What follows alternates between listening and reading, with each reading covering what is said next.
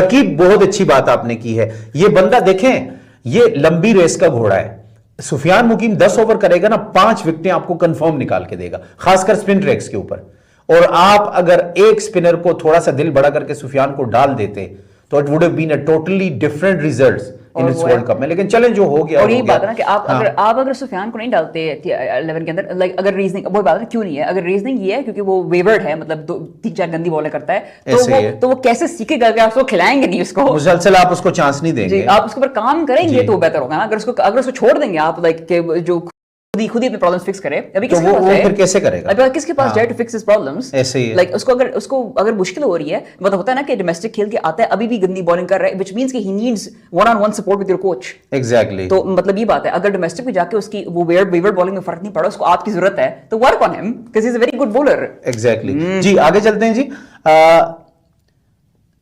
Saim Ayub ODI में होने चाहिए क्या? नहीं जी, बिल्कुल नहीं, बिल्कुल नहीं, जरूरत नहीं है। थोड़ा परफॉर्म करे डोमेस्टिक खेल के, फिर वापस आए, फिर ओडीआई में भी हो, अगर अच्छा खेलता है तो T20 में भी वापस आए। साइम से ना, मतलब साइम जिस तरह हमने हारिस रऊफ के साथ ना उसको इस्तेमाल करके फिर हमने कहा कि अब ब्रेक देते हैं उससे, अब साइम को भी इस्तेमाल बहुत ज्यादा उसको चांसेस दिए, बहुत ज्यादा। अब बस 1.5 साल में क्या किया 63 मैचेस में उसने, देखा तो यही बात है। 1 साल तक इसको बाहर बिठाएं, इसकी भी अकल थोड़ी ठिकाने आए, उसके बाद वापस इसको टीम में नो डाउट फ्यूचर है बंदे का। बाहर रखा था ना, अब वापस आ गए हैं, ऐसे आप साइम को कुछ टाइम के लिए बाहर रखेंगे और फिर शायद वापस लेके आएं। एग्जैक्टली जी। आगे चलते हैं जी।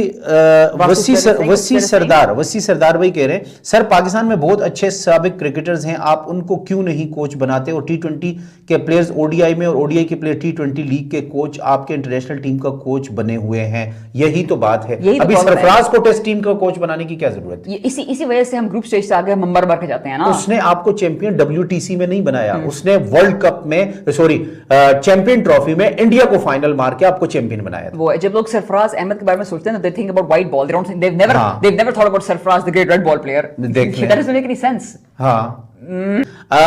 फ्लिक फन कह रहे हैं 100% ओडीआई वर्ल्ड कप में बाबर फखर जमान होगा, फिर ड्रामा क्यों भाई अभी?